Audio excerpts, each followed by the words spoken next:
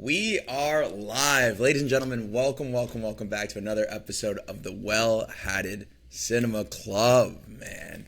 As always, I'm joined by my very handsome co-hosts over here. We got Micah and Brian. Wow, look at these guys, man. Look at you guys. The guy, Brian. As always, my name's Eric. This is the guy that last week lagged out of episode 9. So you're looking at episode 9.5. We're going to be covering a lot of the things we missed last week.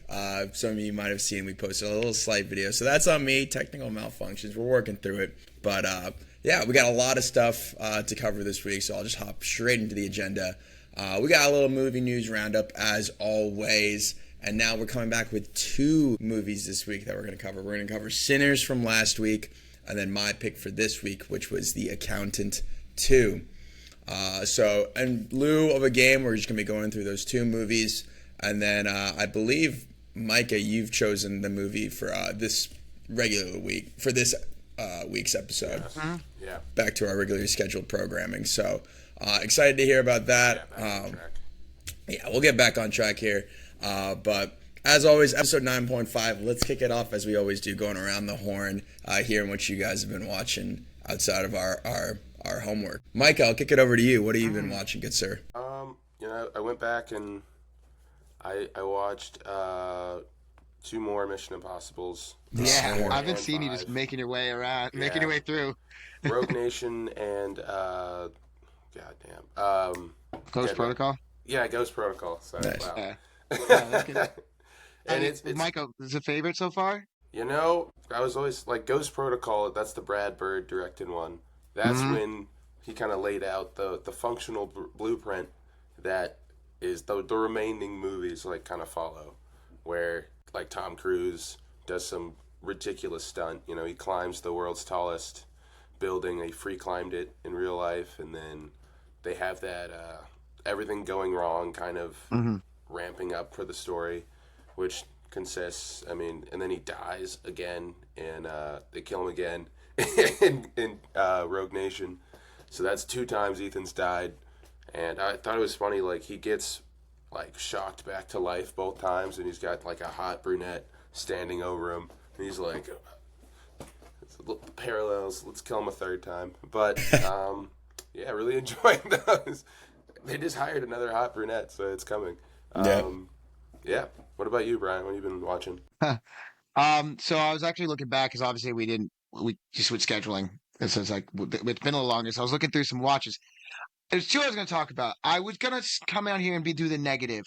And when I watched The Ballad of Songbirds and Snakes, which I thought for the second time, but it was actually more the first time because I realized I didn't watch the part 3, which is what absolutely derailed that movie for me. That actually might be the longest movie ever made. I don't believe it's 2.5 hours. It's 6. Holy shit!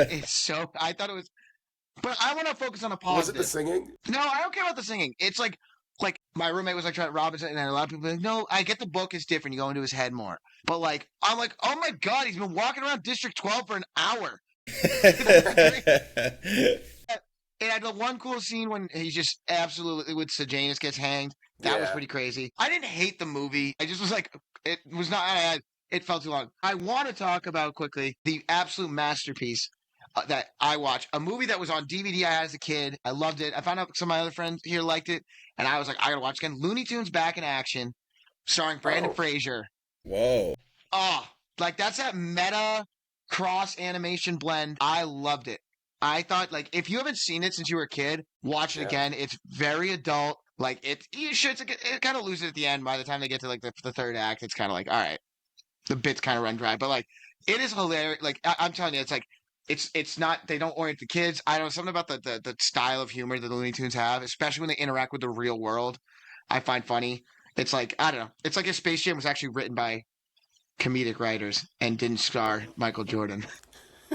No, I highly recommend if you haven't watched it, go ahead. But yeah, no, I just want to. I want to end on a positive note because this is a positive podcast, right? There we So go. It is a There we go. those are positive fun. podcast. Eric, tell me, is it another Dune? No, well, funny enough story. Mike has heard this. I tried showing Riley my Dune Part 2. Yeah. And she goes, she's like, oh, it's getting kind of late. Like, I have to drive her home. And I'm starting the movie, and she just goes, do you mind putting on like a 30-minute timer? And whenever that goes off, we turn off the movie. And it's maybe the hardest thing I've ever had to do, putting that timer on. And when it went off, it was scarier than any jump scare in any movie I've ever had. Like, it fucked with me so hard. That's hilarious. Where are you 30 minutes into that movie? So, actually, I'm curious. Where do you think? What part do you think? Is it like when Zendaya and her crew are like making fun of him outside? That's what I was gonna guess. Like, yeah, I was gonna guess when they're all like sitting on the hill like, in the tents they and stuff. step out of the CH and she's like, I'm not religious. He's religious. You can't hear his country bumpkin accent. That was my guess. You guys are really fucking close. Really close. It's right after that scene where, you know, they go back and Jessica's like, my baby's talking to me. And then like, but the scene after that where he's just like, I want you to like, Stilgar's telling him like, I want you to cross this small plane and everything. And it would literally went off right there. And I told Riley, like, we have to watch until like, Paul and Zendaya, Timothy and Shani start flirting with each other. Because I was just like, I have to see that scene. I can't believe you're microdosing Dune right now. It's insane. Dune. It's insane. And that's not what I wanted to talk about. That's not what I wanted to talk about. All right, I'll get through my piece real quick. Yeah, go ahead. Last Sunday, I had the pleasure of going and watching Star Wars Revenge of the Sith back in theaters for the 20th anniversary. Ooh. Man, oh man, I put it in my letterbox review, but it smelled insane in that theater. Like, it's just the type of... No, I'm fucking around. I'm fucking around. But it was a... You went with Bailey and Dave. Yeah. It was a great time. I mean, it's so funny watching like Andor as it's coming out now, which I consider to be like the best Star Wars property that they have, like story that they're telling, versus, or great product, versus Revenge of the Sith, which is just Star Wars at its peak in a different form. Where this is not at its core, this is an insane movie with some horrendous dialogue, but the dialogue's just been turned to memes. So I'm having the kid inside of me is having the best time of his life. I love it. I love it. It's a movie that, like, it does. It doesn't really hold a candle to the original trilogy, but it's great Star Wars. It's great Star Wars. I was trying to explain that last night to I was talking to some kids, and it was, you know, like this younger kid was like talking about Star Wars, and they were asking about Andor, and I'm like, but they're like, yo, I saw Revenge of the Sith, same thing, like it's peak, and I'm like, I love Revenge of the Sith. Andor's not that. Andor's like you got Andor that's a well-written sci-fi show that just happens to be in Star Wars. Yeah. Versus Revenge of the Sith, which is just peak Star Wars, and a movie that is a little choppy. Yeah. Like that pacing of the movie goes from, it's like, what, a 25-minute opening of getting the Which is comedy. It's a little bit of like this thing in the middle, and it's like, what have I done? Yeah. You gotta kill, like, and then they're just suddenly, like, it goes so quick. It's like, damn. George Lucas can't write so any dialogue to save his life, but he cooks in a scene where it's just characters staring out into the sunset with, like, opera in the background. Like, he cooks there. Yeah. But you try and get... Sean Williams, baby. Yeah, and everyone gives shit to Hayden Christensen about his performance. And as Anakin, I, to a degree, think he did fine. Natalie Portman is an Oscar-winning actress. What the fuck was she doing in that movie, dude? She's bad, you think? And it came my heart. It's not a great performance. She's bad. She's not a great performance. And I know like what George was feeding her isn't great, and you're just surrounded. You're put in a green box to act in that movie, but. She was like, but damn, like, was she like, how old was she when they made her, like 19 or something? The first one. No, the first one. I don't know so she was probably like mid-20s, and this was about this is 2005. So this is a couple years before Black Swan. What was Black Swan? Oh, wow. 2009. Oh. Something like that. You know, she landed roles after. But anyway. Yeah, she was in her mid-20s, yeah. Oh, good. How old was she? 43 now. She's in her mid-20s. Now they can what were you saying, Micah? A real age gap discourse. No, but speaking of George Lucas, at this market near us, I bought a box set of the original first 3 Indiana Joneses, and it came with a 4th DVD that was just like behind the scenes stuff. Well, that's sick. And so you see all this behind the scenes footage, and it's like Spielberg and George Lucas in teeny tiny shorts just cooking up pure cinema magic. So That's pretty cool, though. Yeah, Micah and Mike were telling me a little bit about it yesterday, what they watched and heard, and about the sound effects guy that worked on Star Wars and the original trilogy for Indiana Jones. Yeah, and Star Wars. Yeah, same guy, and like the movie magic you guys were explaining to me is awesome. So I mean, we could talk ball on that all the time. And honestly, it would be cool if one day we did talk a little bit more about that kind of the side of the industry. Yeah. But for today's episode, we can move on here. Let's get into our movie news roundup. We got some stuff from this week, which I think we're starting with, and then we can cover some ground on some stuff we covered last week that we may have lost. But let's go, Brian. Ladies and gentlemen, the Narnia pod is back. The Narnia pod is back, baby. We're back. We're back. We're We so got back. casting news. Yeah. Sound the alarm. All right, so what is the Eric. news, Brian? All right, I'll start with this one, I guess. Yeah, Emma McKay. Yeah. Emma Mackey, I believe is what it is. From Sex Education. She was in the Barbie movie as well.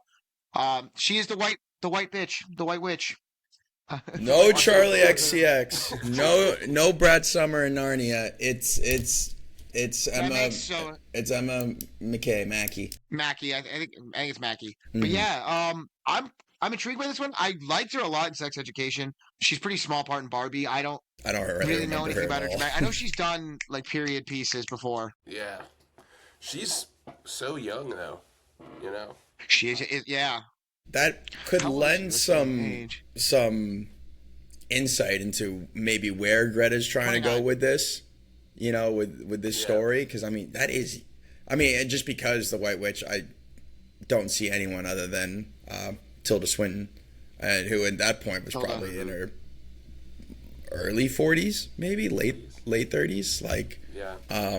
So it'll be interesting. I mean, if Air 29, I'm assuming you're casting young 20-year-olds, or I don't know if they're going to do kids for the main kids. They might. You think they'll go? They think they're going real young? They might. If you're gonna just keep the same kids, you can't have them like, you know, one of those things. Where Yeah, like, they do have to kind of be young. Lasering the facial hair off because he's. Yeah. What happened to people who played whatever happened to the people playing the Pevensey kids? I feel like I don't see them in anything. I don't see anymore. any of They them. made their money and they retired. Yeah. Really. Because that's still around the. does MasterCard commercials. That's hilarious. That's hilarious. And Will Poulter does Iraq movies now, so Iraq war movies. There's Will. Yeah. Which he was in But the he last was Narnia. He was in the Dawn Treader. That's what he was in. Oh, he was? Yeah. Wow. What a career Will Poulter's had. Yeah, he's kind of up. Now he's leading Franchise king. battalions in apartments in Iraq. Yeah. Yeah. But he was in the Maze Runner movies. He's in the Yeah. MCU, technically. He's in, I guess, the Narnia movies. Mm-hmm. Yeah, no, it's an interesting one. Speaking of casting, Eric, what else have we heard? What else have we heard around the grapevine? There's more. Okay. I'm looking got at another IMDb. one? 2 more castings. For Really? Let's read Daniel 'em. Craig as Uncle Andrew. this is confirmed for Narnia? This is for Narnia. Yeah. Shit. Well, they're right there up to next to Emma Mackey. Shit. And then Meryl Streep as Aslan, which we forgot about. Yeah. I saw that happen. I saw that it was rumored. I didn't know that actually went through. So That's what I. That is so I weird. mean that's heat. That's heat. I can't That is so imagine. I guess if they go a different route of like Meryl Streep and Emma Mackey yelling at each other and being enemies, that's interesting to me. I guess another point about the kid castings is like I'm thinking about Greta and who she's worked with in the past and how she's casted roles, and I think of like Little Women, and all of those girls were obviously like, I think they're supposed to be portraying like teenagers to young adults, which I guess the Pevensies are bound to be a little younger, but I'm like, they had Florence Pugh playing like a 14-year-old at some point. So I'm curious where she goes. And I mean, you'll have to find probably people, young 20-year-olds, because that's what like Florence and Timothy were at the time, and Saoirse Ronan. But like, I'll be curious the kind of caliber of or of actors she tries to pull in for those roles, or like if she does go like the unknown route. So Well, I think the OG Pevin season, the first one, where it was like two adults playing younger, a teenager, and an actual little girl. Yeah, right. The girl who played Lucy was the youngest, but Yeah, she was actually, kind of a yeah. fun fact, a funny story about that, because I was just looking when you guys said about the Pevensey kids. I'm like, what are people doing? So, I'm really intrigued by. Did you know what's his name? So this kid's name is Oh my god, my internet is so slow today. But the kid who played Peter. Mm-hmm. The He's been oldest one. acting. Yeah, William Mosley's name. He's been acting consistently since then, like consistently. Like In British nothing, TV? in nothing worth he's in does he do some like soap, like zombie like movie? some soap operas, No, or he's not in a operas? zombie or just, movie that just came out this year. No, but I'm just saying he's in stuff that's That's come out. I just tough. don't know what this shit. I've never heard of any of it. Like the song. That's tough. Have you heard of Home Sweet Home Rebirth? It just came out. He plays a Home cop Sweet fighting the Home undead. Rebirth. Yeah, Rebirth. He's a cop fighting zombies in an undead city. He's the lead. You know I don't what? know. I Hell just yeah. think it's funny. I just think it's interesting. It's like I don't know. Like I feel like he was a big deal. Yeah, I don't he know. It's was. just funny. Well, they got rid of him quick because that's like they start. Yeah, like, he had no his old two people movies, in and Narnia. it's a weird thing with those young adult actors because I feel like you see like them all pop up in other things. That those kids never did anything else. It seemed like in my mind, like I don't remember any of the four of them getting any other roles. When you even see like Rupert Grint popping up in movies nowadays, like Yeah. But Yeah, there's like you'll see a guy like hey, what's that dude in Harry Potter? Like my bad to Rupert Grint. Like no shade to him. I think he's a great actor. Like Yeah. he didn't do stuff for a while. Then all of a sudden M. Night is just like, you're my muse, and started putting him in a lot of stuff. Yeah. Yeah, the guy who did Edmund never did anything else. Damn. Edmund, nothing. Got his bread and got Nothing. out. Yeah, I'm telling you, man. Listen, William Mosley's making a paycheck though. That's he's no sure. he's no scrub or anything. He's just not he's not exactly in one that's like got a wide theatrical release. I don't know where you can watch Home Sweet Home Rebirth. But now I kind of almost want to switch my movie of the week. It's ridiculous. do not. I mean, it's in theater. Like in another Theater, Yeah. probably. Is it? Oh my god. No, I'm just saying theater, It's in theater. singular. Somewhere it's probably there. Theater. It's what's dude. When are we just What are you throwing shit? This is a Narnia pod, and we're attacking Peter's actor, like just clowning him. No, it's just like I'm fascinated by this movie right now. Is that a freaking kaiju zombie? Do not make. Okay, fine. I will if I end up watching on my own. I will break it down. We'll watch it. It's rocking a 4.1 on IMDb. Oh, that's pretty good. Out of Can we? If we have time at the end, maybe we'll watch the trailer. We'll see. All right. Who's to say? This is a Narnia pod, you know. on a higher budget note, Yeah. everyone's been clamoring over the casting for which I think movie's going to make a gajillion dollars is the Hunger Games: Sunrise and Reaping, which is in this casting process. We have a few more updates that have been happening over the week. Micah, you want to read some of them off? All right, we got Jesse Plemons as Plutarch, Elle Fanning as Effie, Whitney Peak as Lenore Dorr, and I don't know the guy's name, but he's gonna actually play Haymitch. Okay. And I think they did what they did. Two unknowns as the Whitney love interest, Peak like the lead. Yeah. Well, I'm not saying like I'm sure they've done stuff, but I just mean like it's like they didn't go Less with famous. like a less famous, which I like. Because you never know, it could be the new next stars of tomorrow. But you got to do the big with the Hunger Games movie. You have to have a couple big celebs as the Yeah. adult like people. Yeah. You got to have someone good playing Plutarch. I know, like, did they already cast Ray Fiennes as Snow? Is that already official or is that rumored? I don't see it. I did. Well, the guy's name who's playing Haymitch Abernathy is Joseph Zada. So those are the four that we listed that have been confirmed. Those are the ones I'm seeing on IMDb. well, I mean, let's start with the first two, man. Jesse Plemons as Plutarch. That rocks. That rocks. I love Jesse. Yeah, I'm a big fan. And it's cool to get him, like, I'm trying to think, because obviously he's been doing some of the, like, he's been in a couple different movies, like, but in terms of something like this mainstream media, like, obviously he was in Killers of the Flower Moon last year. He's kind of been doing his thing, but something like this is going to be for, like, young audiences to get to see him in a role, which will just, it's good Well, yeah, eyes. 'cause I've heard people who don't really know. Yeah, and people don't know People don't ball really on know this him, but they'll guy. be like, oh, that guy. Yeah. Yeah, they're like, that guy. Isn't he in, like, something? I know him from something. Like, they Yeah, don't know. He's a become great actor. real that guy. Yeah. He That shows guy. up Yeah. And it's just like, I mean, having watched Civil War recently, like, it's the best part of the film when he's in it. Like, that whole scene. And that's 10 minutes of screen time, 12, I think. But he is a scene stealer. You're kind of American, are you? Yeah. No, that's what I'm saying. In the game night, even in game night, yeah. he's like that. He's that cop. That shit is so. How could that possibly be profitable for Frito Lay? I'm like, that shit is so funny. Which to a lot of young like, audiences or young adults, that's probably what they know him from best. If they haven't watched like Breaking Bad or something, like that meme, and they're gonna be like, oh, it's that guy. Breaking Bad was my first like exposure to him. I'm sure he's been in other stuff, but I vividly remember him as Todd from Breaking Bad. That was my biggest one. But no, I think he's gonna be great. I mean, he does great in everything he does. Elle Fanning is Effie is the other one. Micah, I haven't finished the book. Effie's had like 3 lines in the book so far, so like I just don't know what she's gonna do really. She comes in, she helps get dressed. She Effie, I should have done that right in the mic. She she kind of like pops up. Yeah. It's like an origin story for who she is now. Yeah. Yeah. Because there's that other woman, Drusilla, or whatever her name is. She's like the Effie Trinket of this era. Yeah. I mean, maybe it changed. Mike is finished. I haven't finished yet. So I'm literally just starting. And shout out Micah for letting me borrow his book. That was really nice of you. Get your copy. Yeah. This is turning into a book club. I love Elle. I love Elle Fanning. I think she's got 50 Shades next. Yeah, I think she's got a very bubbly personality, and so what we remember of Effie. Who played Effie in the originals? Elizabeth Banks. That's right. She played her. She can add some layers, so I'm curious to learn more about her story. But yeah, Elle Fanning, she's teaming up with Predator. She's sending kids to their death. These are great things she's doing. She's got a lot of things going on. I'm all for it. Let's hear more stuff, man.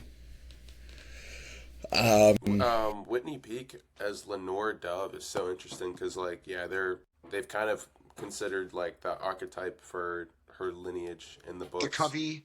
Yeah, the Covey lineage in the books. Yeah, it is funny. Look like what's her face? Rachel Zegler. Yeah, they just have to look like Rachel Zegler. Kind of look like Rachel Zegler, and then I was pretty shocked. I was like, honestly, cool. Listen, you got to commit to that. They've committed to the Covey people kind of being looking like her. Got to do it. I get it though. It's so funny that they just like pop up. Someone falls in love. They sing some songs. Yep. Oh my God. It's part of it, man. No, I think you're right. This movie's gonna make a lot of money. I think just with the way like every casting I saw, like because the account's been doing on Twitter's been doing a great job of just like pumping out these news as it's coming, and like they're pretty like they're investing like whoever's doing the animations for like the announcements. What's it's like a part of the book, and then they like kind of highlight it. All of those tweets have like 20,000 plus likes. Like they're getting a lot of exposure right now. Yeah. I mean, Eric, think about it. They're actually casting a movie for a book that just came out. Like they're like literally like this book. Everyone's still reading the book or just already read it, and they're like, "Yeah, no, this movie's coming. We're actually casting it as you're reading." It's a kind of crazy. I actually haven't seen anything like that. Great marketing strategy. Because obviously like, the Harry Potters weren't finished yet when they were still releasing those movies, but like doing this now, like as the book comes out and then announcing the movie, like it'll be out in a year and a half, and like stick with us through the entire process. Like that's really smart. Yeah. Were the Twilight books / movies like that? Were the 50 Shades books or movies like that? I don't know. I don't think so. I'm not I'm sure. trying to think of other franchises that were able to just like call their shot like this. It's interesting, and it's such like a niche or very unique property too within the story because it's a prequel as well. So you're getting like these are known characters, known from other stories. People know them from the book now, but like, what do we think of this guy that compared to Woody's performance here? It's gonna be great. I'm excited. Well, hopefully. Yeah. He hasn't drank anything in the book yet, so this is pre-alcoholism. Yeah.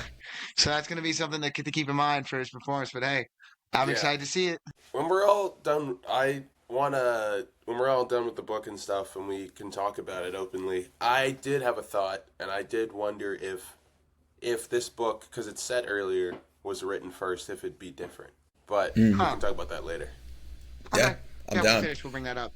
Right. I'll jump back to the next topic, but I got to transition and we love our transitions in our show. Yeah. Speaking of Woody Harrelson, we got a great trailer this week. We got a full movie basically in 2 minutes and 30 seconds. Now You Three Me dropped its first trailer. Now You Three Me. Now You Three Me, That baby. shit was so fucking. It's out. The trailer. I'm gonna keep calling it Now You Three Me. It's not Now You See Me, Now You Don't. It's Now You Three Me. Now You It's Now You Three Three Me. Me forever. Is this your card? And let me tell you, I mean, I'm standing on this point. That is the whole entire movie in one trailer. It's everything that happens in this movie. Man, did they go into all the detail? Yeah. I mean, go ahead, Micah. What do you think? I don't know why they're treating it like it's like a legacy sequel. Yeah. That's what I'm saying. The whole franchise is 12 years old, and they're treating it like we're supposed to like, Horseman. oh my god, it's them. Like, he's so much older now, but it's just the last movie came out like what, 4 or 5 years ago. And No, they're it wasn't treating that long ago. Yeah. It's like the horsemen are dead. I mean, dead to me. It's like we gotta get the. I'm like, what? They're not. And then they pop back up. It's like a two. Yeah. Like, I don't... Yeah. Because they... No, I know what you mean, Micah. Yeah. I get Micah's point, and I'm looking at the cast in this, and I'm like... I mean, the cast in the series in general, how the hell did they pull all these people, man? Like, they got Morgan Freeman out here, like... I mean... Who's the villain in this one? It's let me see. Nice. It's not Rosamund Pike. It's she was in Gone Girl. Rosamund Pike. Yeah, you got it right. Rosamund Pike. Yeah, Rosamund Pike. Oh, bang. You got it right. Look who knows names. Name knower over here. Yeah, and then the three young actresses. Is that Dominic Sessa or who is Dominic Sessa? Yeah. Anna Greenblatt. Who, speaking of Barbie a little bit earlier with Emma McKay, and then it's the kid from Detective Pikachu and I Saw the TV Glow. Yeah. Justice Smith. I want to. Yeah. Yeah, I want to say. Yeah. I gotta say, what are any of them doing in this movie that should be doing better? Especially you, Dominic Sessa. Like, this is what you. This is what you're parlaying your first. I mean, I guess he's getting his bag. Like, I guess, yeah. Which you can say for a lot of the people in this. Like, I think we made the point. Maybe we made it last week, but you look at some of the people working in this movie, and it's like Jesse Eisenberg's hot off of his Oscar-nominated and winning project. He's trying to film this musical. Like, go get your bag. Go back to what you know. Go be a little awkward magician. And then Dave Franco has to fund his him and his wife's Alison Brie's project together. Him and Alison Brie's they're fucking art projects. Their art project. Yeah, their little art project. Did you see? They're like promoting the movie with its rating, and it's like for graphic nudity, intense violence, intense scenes. So I was like, all right. It looks like body horror wise. A little weird nude painting. Yeah, I think they're gonna merge bodies. Exactly. I wonder what's gonna happen. I think they're gonna merge. I think they're gonna fuck. Like, I watched his. Yeah. I watched his. It wasn't their weird like body, but he did. Dave Franco directed a movie with her in it. It was The Rental. I think. The dude. Is it Jeremy Allen White in that one too? There's another guy in there. There's a couple other people in there. I know what you're talking about, but it's like, what if an Airbnb was evil? Yeah, there's like cameras the guy inside. Yeah, because the guy before set him up, and then like one of the guys cheated on that, and they found out there's footage of it. It wasn't bad, but yeah, Dave Franco, he's moved on, so he's like, listen, I want to do a lot of these projects. I want to be a director now. I want to merge with my wife. How much is this sequel gonna pay? Yeah, I'm in. Make Now You For Me. Now You For Me. Now You For Me. Now You. Yeah, I know. Dominic Sessa is about to be Anthony Bourdain. I know that biopic. Which so maybe also that, yeah. He's like, if this doesn't work out. Yeah, that's pretty much the whole story there. All right. Now You Three Me. What else I have in common with? Huh? Now You See Me, Now You Don't. How about Ready or Not? Here I Come. Yeah. And here I will be coming to theaters. What? Jesus, Brian. I will be coming to. I'll be coming to. Hang on. To attend. Ready or Not. Alice, we don't have to go too detailed on the Ready or Not because I we'll have to get some more details about the movie. But Ready or Not, the 2019 one was one of those like I kind of for me was a gem, like kind of an underappreciated gem of that year. Like I was like that Movie was fun. So I'm excited to see that. Another movie like just because I don't know somehow they all kind of have the same thing. Knives Out. What's it called? This Uh, dead men don't a do dead men dead upon, dead, dead dead, dead dude frickin' don't death upon you. what's it called? Something like that. Don't wake up dead man. Wake up, There it dead is. man. That's what it is. Okay. So that's for. But it's coming to theaters, is what I'm hearing. Well, yeah, Thank but God. more on. I had a point to make about Ready or Not. Oh yeah, go ahead. The please. guys Please. behind that movie, they've been doing the Scream movies, the recent ones. They did Abigail, the one about the little vampire girl. Little I like vampire. that one. Yeah, so Who's the girl they bring something interesting. Samara Weaving. in the Samara Weaving, second yeah. one? Yes. Adam Brody I don't know. was in this one. I don't know. I mean, but the whole fan, like the rest of the whole like the bad guys all die. So maybe I don't know how it's gonna work. Yeah. But listen, I saw Abigail. I saw Ready or Not. I really like both those. I haven't seen the new revamp of Screams, but I've heard people who like Scream are really like digging it. So I'm like, these guys know what they're doing when it comes to like kind of fun slashers. Well, that's where. Because that's all Ready or Not is. Thank God for them, because you know who they gave us. That's the whole reason that our girl, our best actress, got noticed. Mikey. Yeah, Mikey. that's right. Mikey. Yeah. Yeah. And Melissa Barrett. Yeah, she's been getting Melissa Barrett's in that big one too. Yeah. So Very shout out cool. these guys. And some names in this next cast, Wait. I will say, for Ready or Not 2. Obviously, Samara Weaving, Sarah Michelle Gellar, she's interesting. Catherine Newton, Who? Buffy. Elijah Wood, and David Cronenberg. Oh, he's fun. Ooh. So those are just some names I recognize, but that's pretty interesting. You get a little Frodo action. What am I hearing right now? Yeah. Sorry. Was that Mike on Fortnite? Yeah. Oh no! Now you see him. Now you don't. Now you for me. Now you for me. Is this your cord? Is this Your your? cord? Your cord? Is this? Cord? You know what? That was my favorite one. Is that because I obviously go Mithrigan Yeah. and stuff, but like I remember when they did this before the movie even came out and was shit when they did Fan Four Stick. Yes. And everyone's like, they thought that shit was so cool. They're like, it's Fantasy Four. You're like, everyone's like, Fan Four Stick. They're like, no, it's not. Yeah, there's gotta be. Maybe you should do like a Hall of Fame of movies with like bad movie titles. Yeah.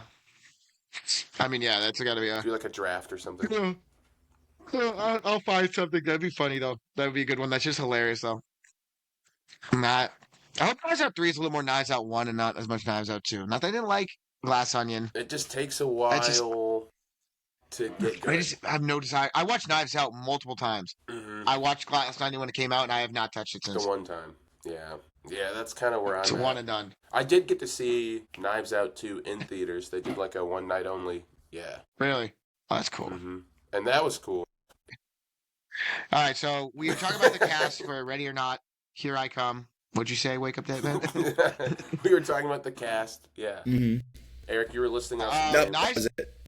Yeah, did you have any others? Go Frodo ahead. action You had, in there. do you have any more that you want to list off? So we have for Knives Out 3, another stack cast. I mean, the Knives Out movies always do. Mhm. I say that as if there's like a bunch. There's two of them. We obviously have Daniel Craig as Benoit Blanc, like Foghorn Leghorn coming up. Respect, dog. Well played. You got Josh O'Connor as challengers, Glenn Close, Josh Brolin. As soon as I see Josh Brolin, I'm in. Sorry. Sorry, I didn't hear what he said. He says, Mike is.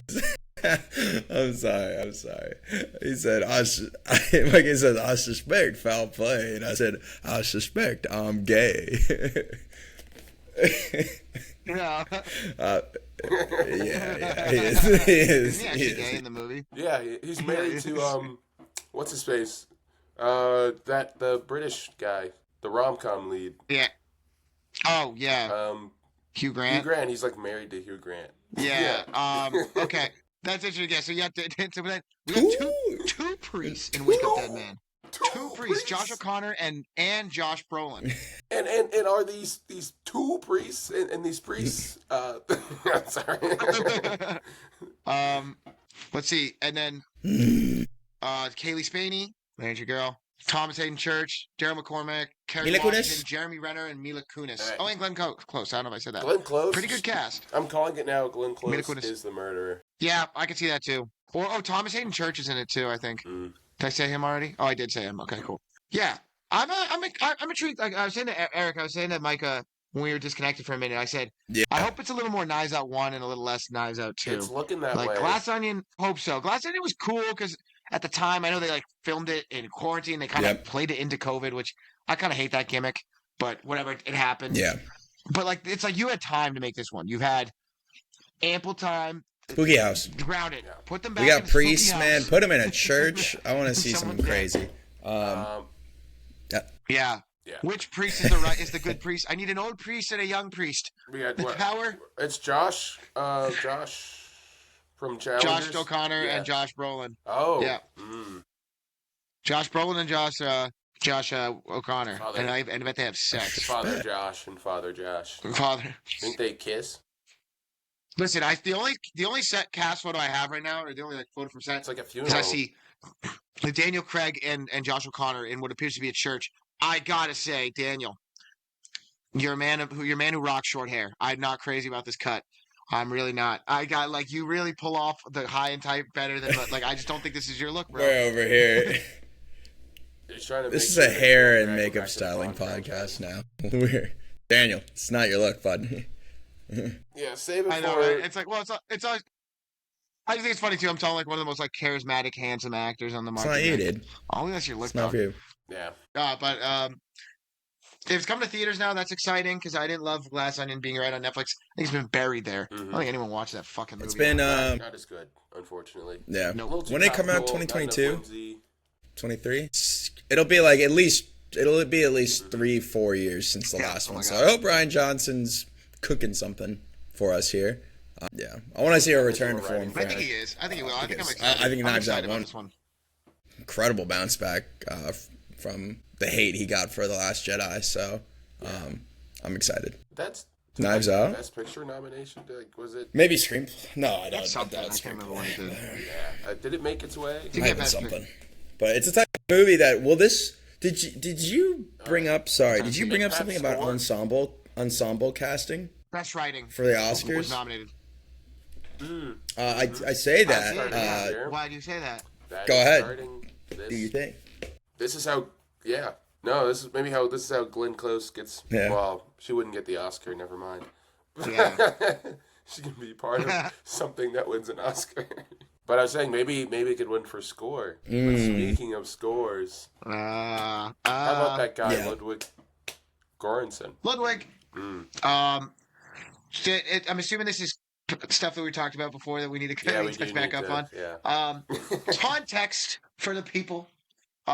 There was a debate I saw, a talk, because what people were saying with this Sinners coming out, and how great that movie is doing in the score, with the run Ludwig has had over the last decade, and things coming up forward. He's got Chris Nolan's Odyssey coming out. He's going to be the composer of that. He's had these series of scores between Black Panther, Oppenheimer, Sinners, Tenet, where people are saying like he might have an argument of being like one of the upper tier movie composers when the dust settles. And it's not just people are saying not just because like iconic, like John Williams is one, Howard Shore is Lord of the Rings, but he's just like he's done a variety of movies and he kind of always nails it. I've yet to see him miss. Yeah, why don't you guys chime in on that? Yeah, his scores are definitely memorable, but I think I don't know if any have reached like iconic yet.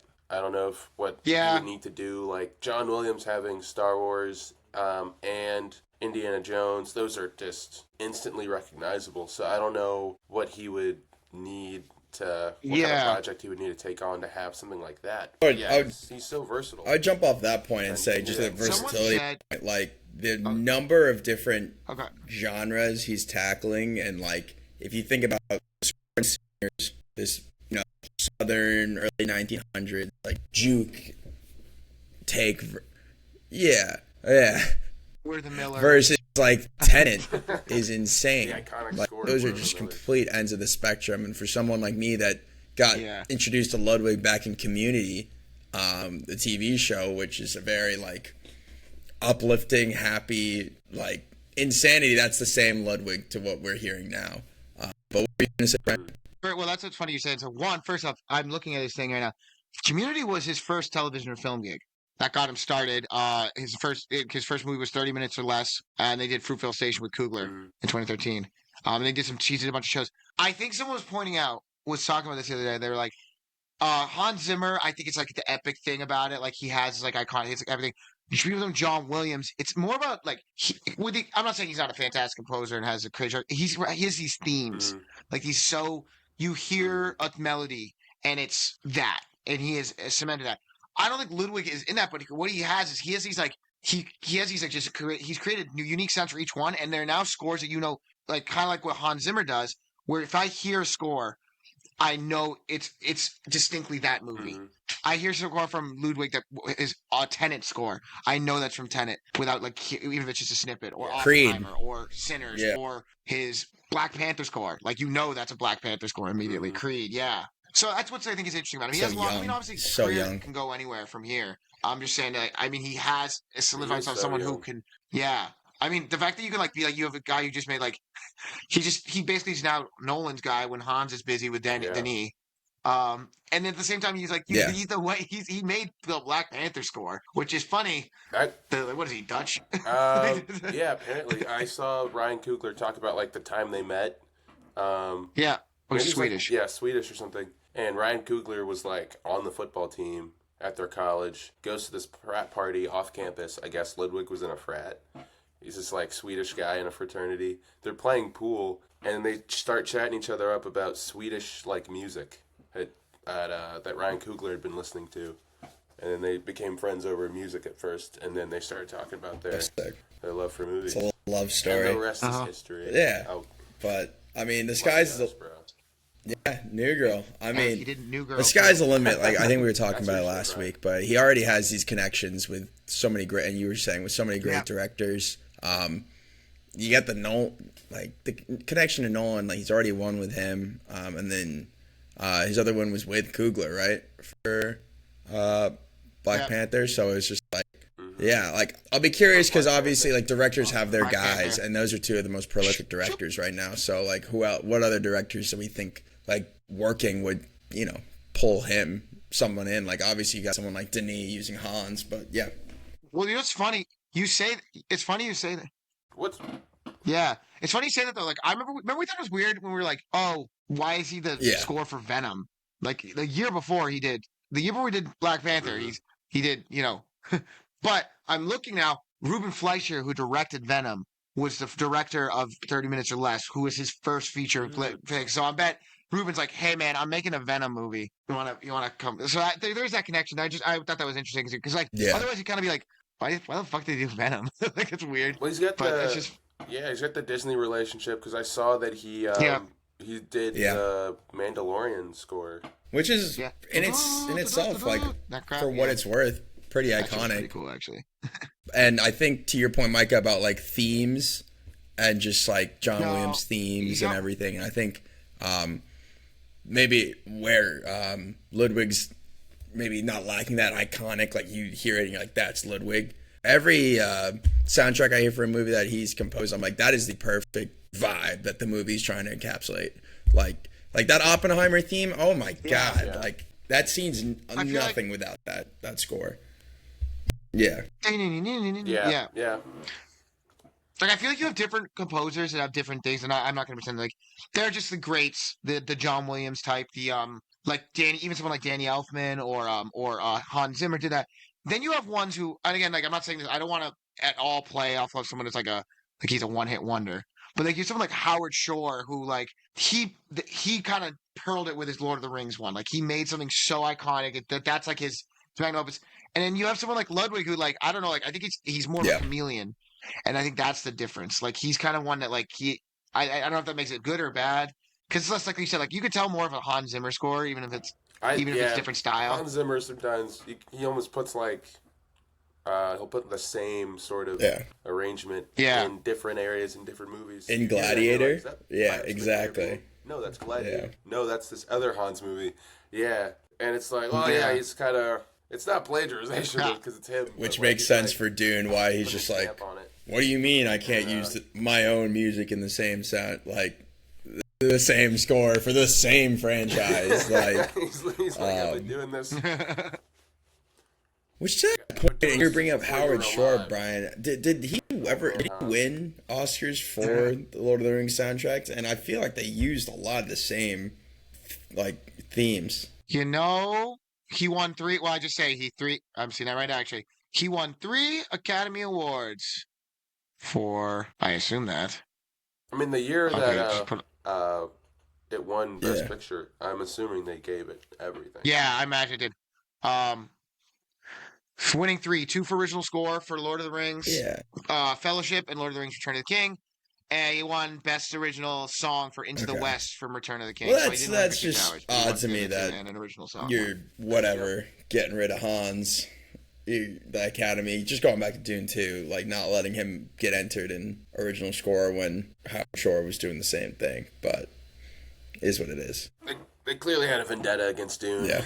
No. And Challengers. I don't know what it is. They hate. Egregious. The Challengers one is still with us egregious. Like the Dune I mean, one it's the most egregious thing until technicality-wise. if Lud. I mean, Like, they'll it's give not that way, but Ludwig the a fact that nod Challengers for like, oh, Sinners, yeah. surely. Like, Well- Academy loves him, so it would be. Yeah. Oh, are you kidding? Not to peek too far ahead, but it's looking like between Tron Ares, which is 9 Inch Nails, this score, Ludwig, you got Wicked, Steven Schwartz, not Steven Schwartzman, Steven something. I forgot who wrote the Wicked score. Yeah. I think they'll probably re-nominate him again for part 2. So that's already a pretty Yeah. And if something flies out, like 2 more things, could get Wicked. And Could get Harry. Wicked. Wicked tight race. Well, right should we there. use Wicked. anyone got Yeah. any other last points on Ludwig before we transition? Yeah. Yeah, we should probably go. No, Which one do we go first, though? let's go in order. All right. Sinners. All right, fellas. It's kind of what, I So, I already talked. I had Sinners was It whose was- movie of the It was week? Brian's. Yours. All right. Ryan. Give us a little background on this. Give us the plot. What Listen. happens? Put yourself in 1932 Mississippi. It's So Sinners is Ryan Coogler. It's his original movie. It's his big IMAX production. It's very excited about that. Essentially starring Michael B. Jordan and Michael A. Jordan. They're twin vampires. I did it in the wrong order. They're twin vampires. They're twin brothers. It's a vampire movie. Basically, the whole thing is that these brothers come down. They were mobsters up in Chicago. Come down back to 1930s Mississippi. Sorry, to open up a juke joint. It's all about blues music and folklore and the vampire. And these vampires come, and it's a very like kind of claustrophobic, trapped in this juke joint with these monsters that can't come inside unless you invite them in. And it's exciting. Yeah, so that's kind of a little bit of the background. I mean, I feel like if you haven't Yeah. at this point, if you haven't seen Sinners yet in America, like, Yeah. you're napping. David If you're Norton. listening. Is he still hasn't seen it? No, I feel bad. Like I took one hell of a nap this afternoon, and I woke up to a missed call and a text from David. And I was like, oh no, that's I great. want to go See see it, dude. Sinners. I was like, damn it. No. So yeah, no. So Sinners. I mean, I assume you guys did as well. I went for it. I went to see it in IMAX. I had the closest IMAX here to me. It's just a pain. It's really busy, and it's But I hadn't been to an IMAX movie in a while, and it was so worth it. Holy shit. The spectacle of this movie is just crazy, and a spectacle in a movie that doesn't have like really any grand set pieces. Mhm. Like it's, but and I know they shot on location, but I mean, besides like the sweeping hit, like the fields, it's really Yeah. just the juke It's joint. like a barn, Yeah. like a big Which is old barn or whatever it was. Which is Yeah. why it's crazy Yeah. that it's like see it on the biggest screen you can, and that's like something you usually hear for a movie Yeah. that's in one location essentially. Yeah, I think. We got to. Give me some of the highlights. Some of you Trying to guys remember talked from about, last Eric, week. you got I something think you we'll wanna bring cover up? down a lot of things. Let's start with Brian. Your point on like a big scene or something like that. I mean, we can talk about the scene that I feel is like a lot of people talk about, which was the big performance by Miles Canton. That's his name. I forget the name of the song. It's like I lied or something. Yeah. Somebody take. I lied. I lied. Yeah. Take me in the Which arm. Yeah. talking about Miles Canton, this is the film that introduces him. I think it's his first big project. Damn, what a performance by him. Performance by everybody. We can talk about them, but in this scene particularly, it's a very long take that ties into this theme of the introduced right at the beginning about generations of music getting not necessarily passed down, but being so iconic that it rocks cultures. And this is extremely long take, and I mean, we can have pass around to whatever everyone thinks, but this is such an ambitious. They changed the aspect ratio in it. This is what it's such a powerful scene. It's what attracts the vampire to it, to the juke joint.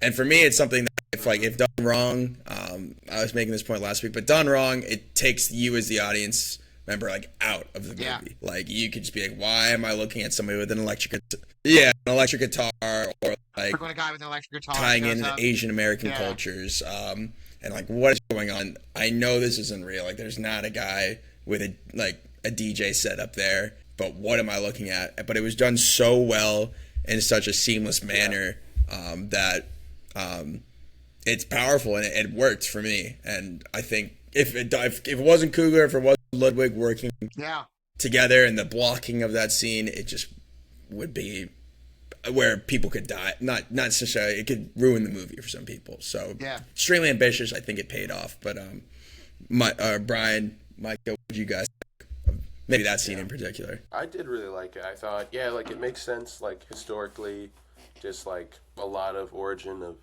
American music comes from blues music, which allows him in this, like the whole thing, they tell you in the beginning that they're gifted artists that can reach across the veil with their music to the past and to the future. So they were showing you that in that one extended sequence, and then he, burns the barn down musically. They show that, just add a little extra layer of intricacy to the filming process. It's a single take, people are dancing, and the barn's on fire. Just a real feat of directing and blocking. Yeah, like you said. It was impressive as hell. Mm-hmm. But I really liked the whole movie. I thought, it's got a little something for everyone. Got music, if you're really into that. It's got some action. They're fighting the vampires. It was funny. It was funny. And it was funny as well, And then I guess if you're like a real sicko gooner. That's right. Sorry, Mom. I know you listen to this, but yeah. Soundtrack, not just a score. We can edit that. Whoops. I'll just bleep it. The soundtrack, not just a score, because Ludwig obviously worked for that. I have had multiple songs stuck in my head since then. From the big ones like I Lied or Traveling or Pale Pale Moon, that shit's been stuck in my head. But then the Rocky Road to Dublin and that Will You Go, Let's Go, and the Irish ones, and even that stupid Pick Poor Robin Clean song, I have stuck in my head every now and then, which is like, I don't know, there's just something about it. It's just, I think it's fucking the sound. What? Pretty sure they're lynching Robin. Yeah, it's not good, but it's just like, I find myself like being like, it's in my head. And even like my friend Jokes, like it's like, even I've seen it on TikTok too. And Stacks like, oh, Robin. And like, they're all doing the choreo of the chamber.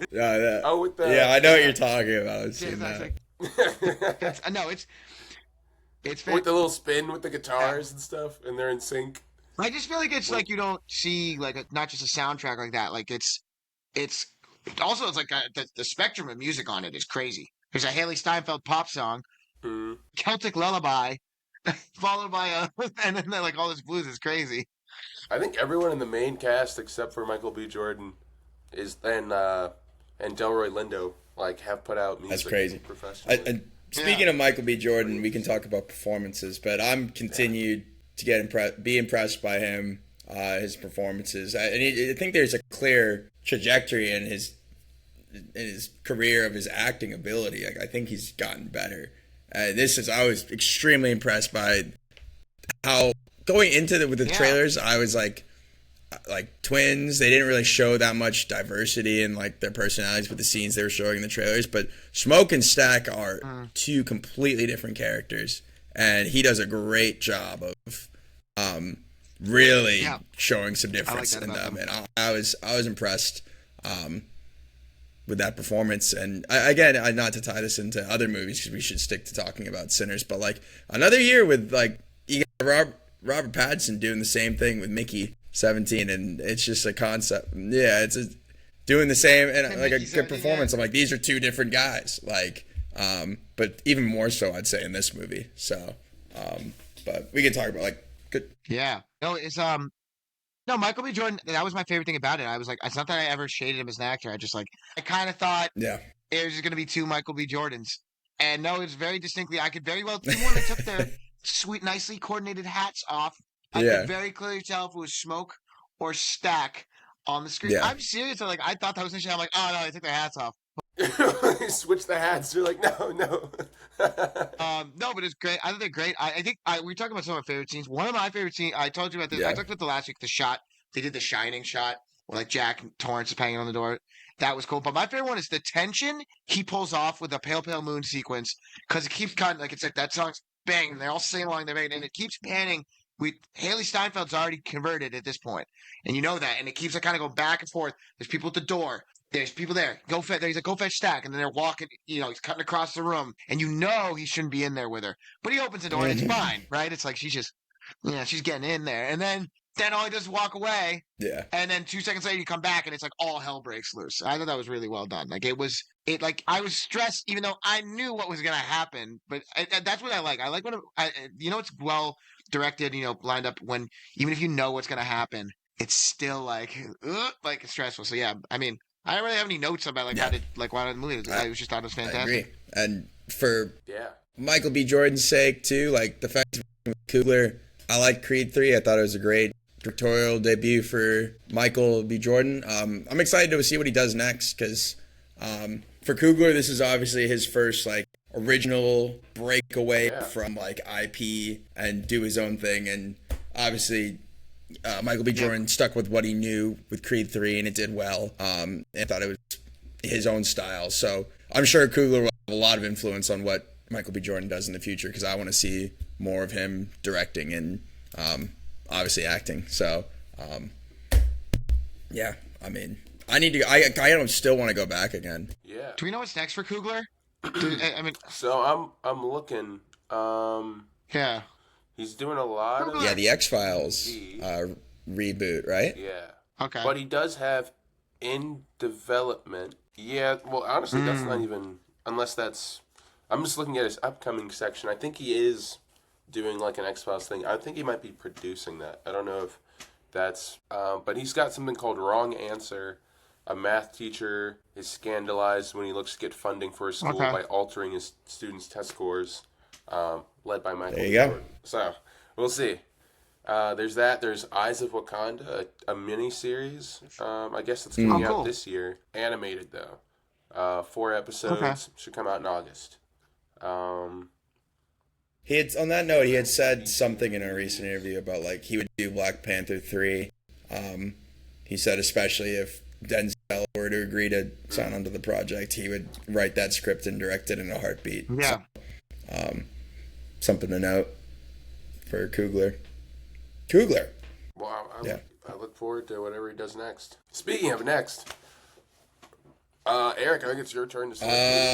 What should we watch, guys? What's in theaters right now? Let me rack my brain. We were talking about vampires. That was a lot. What if we go and talk about autistic people? And watch The Accountant 2. The Accountant 2? Okay, wait, my bad. Oh my God. You're right. You hear that, people? Okay, we might need to cut that bit. I need to cut that bit.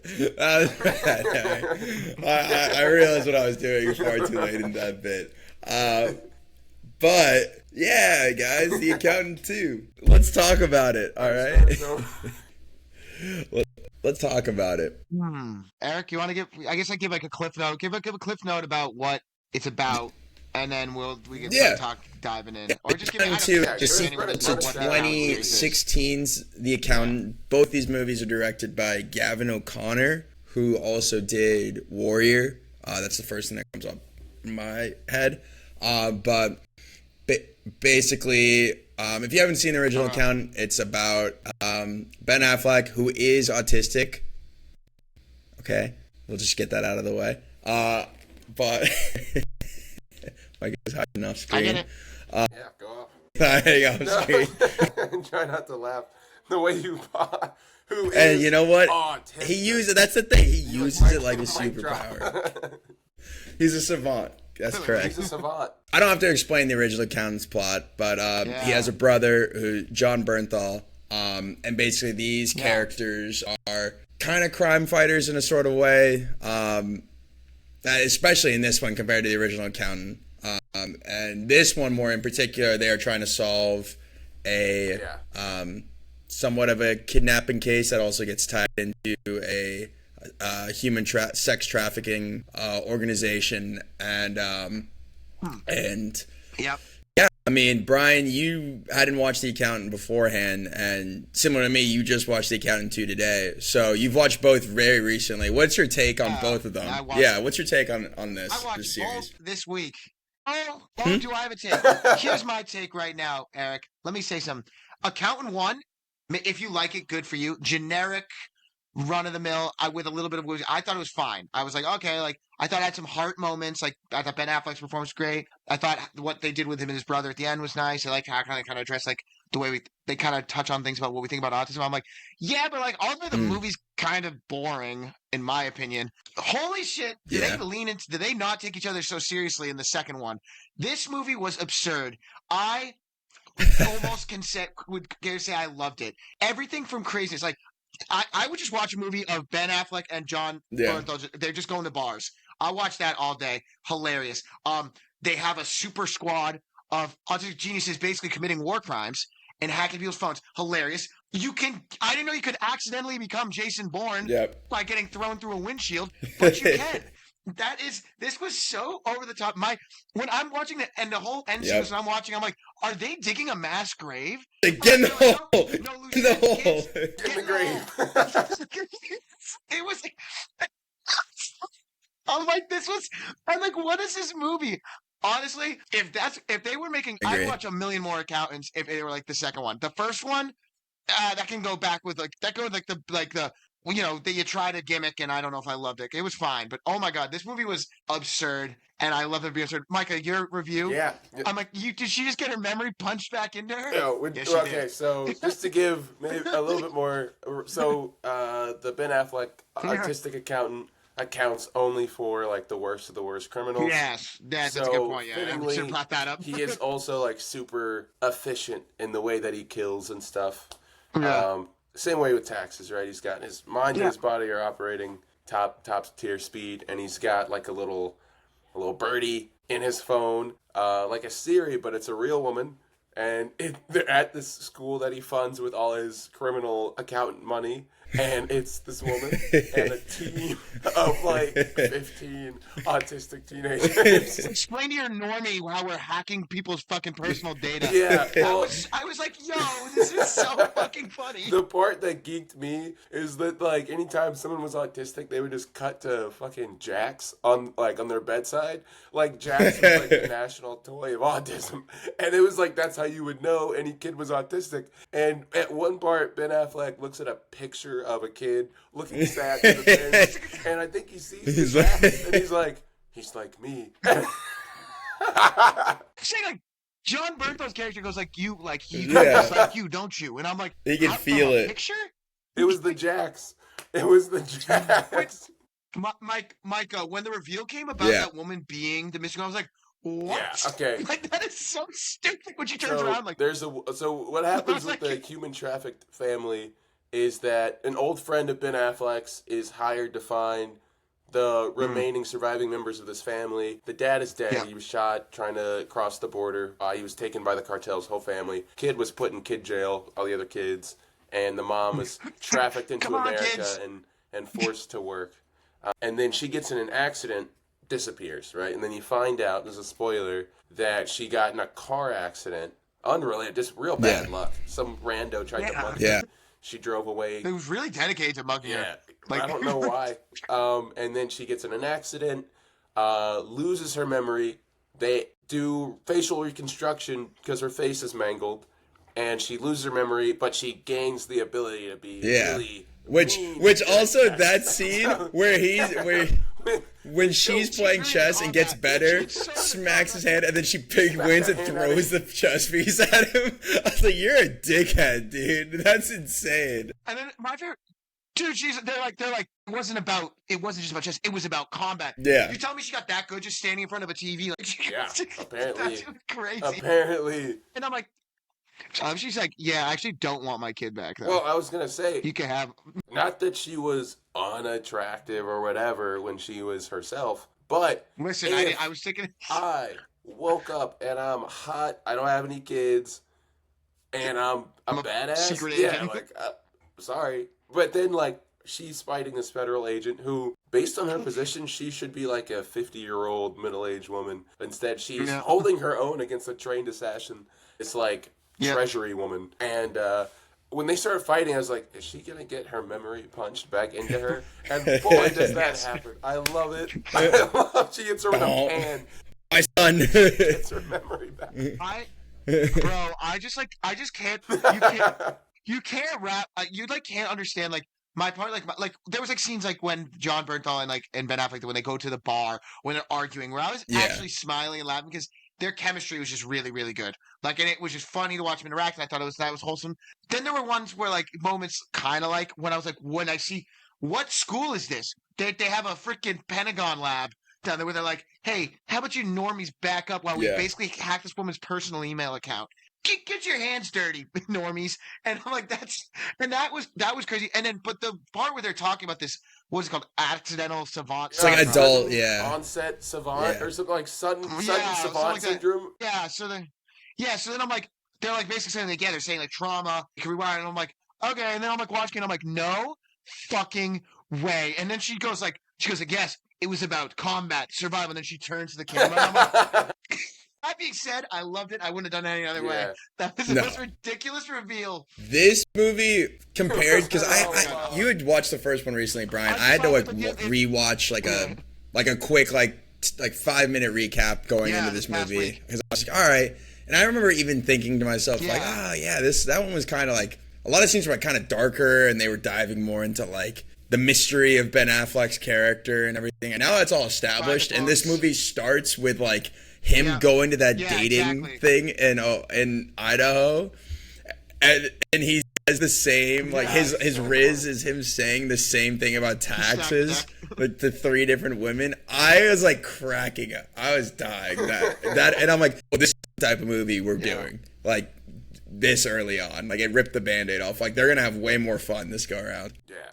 She had a few jokes. There were a few jokes in this movie that actually like landed. Like first, like I already said, John Bernthal and Ben Affleck, I thought their chemistry was fantastic. I'd watch them again in the movie. He had some thing about like grown man wearing a time. I said, look at this watch. What you think of saying? He's probably the same time as my watch. Like, I thought there was some joke like that. I was like, that's funny. No, it was was it the most concisely written movie ever? No. Did I really have a fun time watching it? Yes. Yeah. Even though the opening, like J.K. Simmons has a little decut scene, that was cool. I still was mind blown about how quickly they traveled everywhere. They didn't bother. Ain't no need to see how they got there. They're just there. I love that. I love how the end was basically like, get in the hole. Kids, get your hole. Dig. Like they literally go like, somebody put the call in. They're like, all right. Somebody get the excavator. We have to think of nobody. I know they're cartel members and they're using these kids as like collateral to make sure these women stay in line. But like nobody was like, wait, sir, are you sure? Like they've been watching these kids, haven't they? Like, you would think, they did not care. Wait, you're gonna kill all of them? They rented equipment to dig a hole. Yeah, they hit the mass grave for children. Yeah. They were like, field trip to the hole. Come on. Which I thought was also so funny. I thought it was just funny that like that one, the sniper guy that was like the number 2 to the sex trafficking lord king dude. Like he kept going back for the son, and I'm like, buddy, he wants him dead. Yeah, he's like, buddy, he wants him dead. Like you could just pop this kid whenever you want. Like you don't need to take him to the hole. Like you don't. You don't have to do that. Like, and like. But like they gotta get him to the hole. She was cracking me up. No, I don't. Hey, you again? I'm like, I was crying. Also, like, the cut. I was a cut in the movie when they went like, it's a fun scene that they're dancing. You know, it's like Yes. this is them showing off their brother dynamic. I thought it was a funny scene. It made me Yeah. smile. He could pick up the step dance. He's not a creative guy, but that just steps. So he's singing Copyright Roach having fun, and then he's trying not to fight because he knows John his brother, Bernthal, like, and then they do the cut, and I Yeah. thought that was kind of at first I thought that was funny that they cut with the freeze frame, and then they cut again to not just the guys getting thrown out the window, but that tail whip that Ben Affleck hits out of Yeah. that goddamn bar. Sick. And also how fast he went. That is, how did he get to her house? Like, he must have killed a child. like no, I'm saying like he was driving so fast. yeah. He was going like 250 Yeah. fucking miles per hour down like a residential area.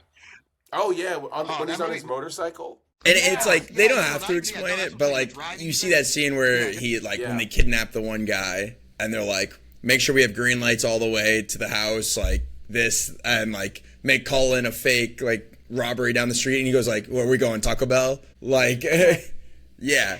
With that, because there was the part where they were like, he packs up the big ass like camper and like we're going to Juarez, and I'm like, how are they gonna get across the border? And I'm like, it's not that kind of movie. Like they clearly just drove across because I'm like, this guy's got so much shit. cut. Yeah, He literally didn't even agree to go to L.A. A trailer full of weapons. It's He fine. didn't even agree to go to L.A. either, and he's like, why the hell am I talking to you? And then he's in L.A. We need to get to Fort Worth tomorrow. Or how about, I'll do you one better. We'll be there right now. That's what I appreciate. Like, I feel like the first one, I'm not saying it was the best written movie, but for the first one, they tried to be like Almost. who is this man? Like, you know, they're trying to like, what's the mystery? Why? What happened? You know, who is Christian what's Wolf. his name? Like Chris Yeah. something. Yeah, the whiteboard Who scene where you're cares? like, oh my Christian god. Wolf. Yeah, Christian Wolf. Christian Wolf. They're like, this one was like, no, this is Ben Affleck, and this one's more like, what do you need? He gets hired essentially. He's like, I might know a guy, and him and his brother's doing shit. I thought, but that part was everything about that was funny. The cat shit, I thought was funny. That conversation John Bernthal with his dog. I thought that shit. This movie was silly. Yeah, but the right kind of he's silly. barely an accountant. They had this He's like, one scene I'm the where he does accountant. like a quick verbal. Yeah, He ran through his books doesn't real do- quick. He's like, wait, he you're doesn't do any of- trying to pretend you make less money than you are. One scene, and that He doesn't really. Also, that was definitely. I felt like it was uncalled for. getting that guy when he did breaking that. that guy's Yeah, arm. that guy in the pizza shop. Well, he was I human feel like trafficking. he went Brian. like, I understand. Okay, yeah, I know, but now I know. But it's just initially when he goes like, I know he doesn't like being touched, but he's like, yeah, man, you come in here and you're gonna accuse me, Yeah. and then he's like, yeah, just snap. I'll your say fucking arm. I'll say this. I'll say this, dude. Oh, man. You were talking about I you were was in really- theaters today, and like a lot of people were there for Thunderbolts. I don't know what your theater looked like, but me at Courthouse today, Micah, Yeah. my theater was packed for Accountant 2. And I know that's like smaller theaters. Yeah, I was like surprised there was that many people because Mine I was like, pretty big. yeah, because they're like the two seats together, and I'm like, What's the I'm amount of sitting people next to here? this It must dude, be like. making pretty good. Does it make any money? You clearly saw that I had a solo seat and you chose to sit next to me. Like what? Like, dude, if you're listening, what are you doing? Like, what are you doing Not making actually? a friend. But then, like, it's just because all the other seats were taken. I was like, damn, there's people to make a like friend. The Accountant too for whatever reason. Like, I mean, me too. I'm I down. hope So we the get ca- a million more. The accountant 2. So Matt, this one, the accountant 2 is gross 4 times as much as the first one that they call a mega budget historical bomb in 10 days. Damn. It's made 4 times the money as the first accountant in its first 10. We're That's getting more crazy. accountants then. I, This movie had the tone that I was hoping a Working Man would have because I enjoyed The Beekeeper so much. Working Yeah. Man sucked. This movie rocked. I love The Beekeeper. Yeah. Beekeeper, very similar. Like, it knows what it is. It's a little bit silly. Have you guys seen The Beekeeper? I haven't seen that one yet. Oh my No. god, there's a scene where like he's like an agent who's part of like the beekeepers and they maintained the hive. And there's a scene where he's like, oh my god, he's a beekeeper, he's gone rogue. What's a beekeeper? He's going to save the hive. And he's just like shooting people. It's had that kind of a vibe where it's like, oh my god, he's an accountant. This is like more like you said. Well, one, Mike, I thought you said that the funniest part of this is like not a whole lot of accounting in this one. It's kind of like season 2 of Severance. Not as much fucking macro data Yeah, refining yeah. anymore. This one's he does the first one. It's very much like, oh, these are his clients, and that guy, and he doesn't know his brother's hunting him down because of these clients. It's all surrounded by accounting, but it was a little dull because it's like, even though some of the actions were cool, it's like this movie's trying to be like, you don't know my full story. I'm the mystery man. Why did he let the policeman live? Yeah. This one was like, I guess he does a little accounting. This is a buddy cop movie with two brothers. Oh, that whole scene with the trunk thing, Yeah. like it was fun. This movie, yeah. I was really dreading it. I was so bummed. Like, oh, and Yeah. I'm like, I want to watch another accountant movie. I want to go watch Thunderbolts. Yeah. And I'm in there. I was and I genuinely I had a surprised. good time. But because I was kind of saying, enjoyed I'm like, myself I gotta go That was watch a this fun today. I was like, but I walked out like I think Yeah. like buddy cop movie, like I think you hit the nail on the head, and it's the right turn for this franchise, and like, yeah, Yeah. this I'd is watch them again. Account. Just For send real. John Bernthal and Ben Affleck around the world doing shit. no, that was- Oh, Sorry, go ahead. Yeah. Eric, I cut you Ben off. got to speak Yeah. his Spanish. I hope the more of the Professor X school Yeah. for mutants. I would love to see more of that. Yes. Oh my God. I was crying laughing at that shit. I'm like, I remember the first. Remember in the first It's movie, barely. she had the computer. Yeah. She had the computer, and like that was the idea of like kind of like instilling that she might have been the Mhm. British man. But there's a doctor walking around their like facilities. It's a room, and then they get there first. That the doctor is nowhere to be found. Yeah. It seems to be run by the Yeah. students. And then they opened like she walks through what was like the nice like little like Professor X school for the gifted, like nice little like wood paneling, and it's this massive room. Do lab. you know how much power that would Yeah. draw? It's like His power. how do they? Why are they? Yeah, that's having odd. Thing? Are they actively screen sharing? Well, they're doing that, and they're I guess just they're going like to- fucking with her. They could definitely Yeah. just. but it was for the movie. turn off her That's laptop, yeah. but they made her run What around is to the doorbell and the TV. That whole Yeah. that whole sequence accomplished nothing. By the way, They're doing hijinks. It didn't- they went. Okay, now we got her. She fixed. she doesn't want to be found. Like That was literally what happened. They did all that. Why was that girl? Why was that woman on the street of LA who took a selfie and then was suddenly in Iowa? I don't. She took. What a weird Yeah. selfie to do. That whole sequence was bizarre. She Yeah. posted up in the middle of the street and took a selfie of a random woman. Listen, I get that I am all for the actual idea of like with a different autism. Like I know like there's like they have it's different ways. Why like intelligence and you shouldn't like people like the way you should talk about them and like people think like maybe the people who are neurotypical are different. So I get like the normie like chirp, but that scene was cracking me up. She did it like 3 times where the protest isn't being like, oh my God, like, what are you going about, this weirdo? It's like, no, she's saying, this is illegal. Stop. And she's like, want to explain to the normie how it works around here? I'm like, yo, I this did. is so funny. Like, how does she get her voice? Because in the first movie, she's typing Yeah. pretty quick. She answers She's got really a mind quick while connection. simultaneously Clearly. doing I don't anything. know. This movie cracks me up, man. it was I a wanna ton of watch it fun, again. dude. It's so much That was so fun. fun. Yeah, I was a big fan. Any last thoughts, fellas? No, I'm glad. I guess we can talk about what we're gonna watch this Yeah. week. But yeah, this was a pleasant surprise. When obviously this a recording got delayed for this, but I was initially like dreading it. I'm like, fuck you guys for making me have to watch not just the Accountant 1, but then go to theater to see the Accountant 2.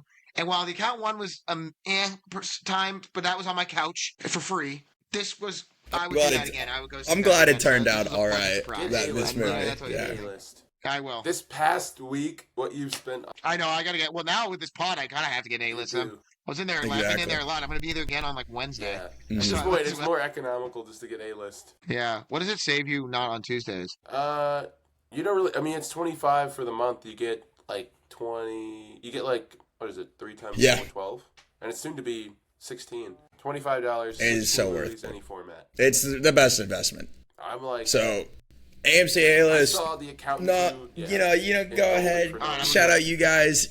You guys be great if Yeah. you sponsor the pod. I said we do a great job with that. Sponsor us. Sponsor the pod. You want Yeah. you want upwards of 50 impressions in a given week? Our movie, What you the gonna get? Well-Hatted Cinema Club's movie of the week, Right. sponsored by AMC A-list. Wow, that just sounds. It has a great ring to it. Yeah, let's just claim it. Brought to you by Brought to you brought by. to you by BetterHelp. Yeah, better health. Oh, Freaking- you know what? What a segue, Brian. You didn't even know what you did. Speaking of mental health, That's the right. movie of the week is That's going to right. be Thunderbolts. It's dude. Yeah, What I'm a so time. excited to see this. Yeah. I will reserve my thoughts, but go see it. Go see it. Go watch it. She got So because with the scheduling, it's been time. The time's been the schedule. So we're gonna talk about who's seen who's on. I'm excited. It's one that I'm hearing. I know like you guys. I know who hasn't seen it. I'm just saying like it's one that we're hearing like you haven't heard a talk about with an MCU movie like this in a while. Like Guardians 3 kind of did, but everyone kind of knew that one was gonna be solid because it's James Gunn. This is one where like we were early in the early stages before this podcast even came to be where we're like, does Thunderbolts look good? And this was like when the first teasers were dropping, and now we're here. Because I remember when Florence Pugh was releasing like set Yeah. photos from this, people were Yeah. like, "What is this movie? Like, what the Yeah. fuck is Marvel doing?" Gotta And now hope. it seems like to be the thing that puts We'll them back reserve on our track, judgment. sort of. I mean, like, there's still a lot Damn. to do, but you get my point. It's a good Oh, start. excited that'll be coming this week, and that'll be a wraps on episode yeah. 9.5. But this week we'll do Thunderbolts at episode 10, big episode 10. I think we'll be announcing some stuff, so everyone stay tuned. We'll have some exciting. Yeah, we're gonna have a lot of good games. It's gonna be good. Link in bio. And now, I think now. Show some Did we skin. talk about this last week? Are we officially up on Spotify now? Is that correct? Bang! So you can listen to We us. are, yes. Yeah, I mean you can watch us on YouTube when you're at Spotify, home, or don't. Yeah, or when you're in the car Rate us driving 5 home. stars. All you commuters, you can listen to us, our beautiful silky voices then too. But we're doing the damn thing, guys. Episode 10, I'm excited. 10 episodes with you guys. Yeah. It's been a good time. So excited for more. We'll have some great announcements in the next one. But anything else from you guys? Hell yeah. No. I was. It's gonna be weird because it's gonna be kind of a quick turnaround for Yeah. us here, but I'm excited. Yeah. back. We gotta get back For on the All next right. one. Hell yeah. But Yeah, we'll be back. Episode 9.5. Thanks for listening, everyone. All right. salute. Peace. Peace out.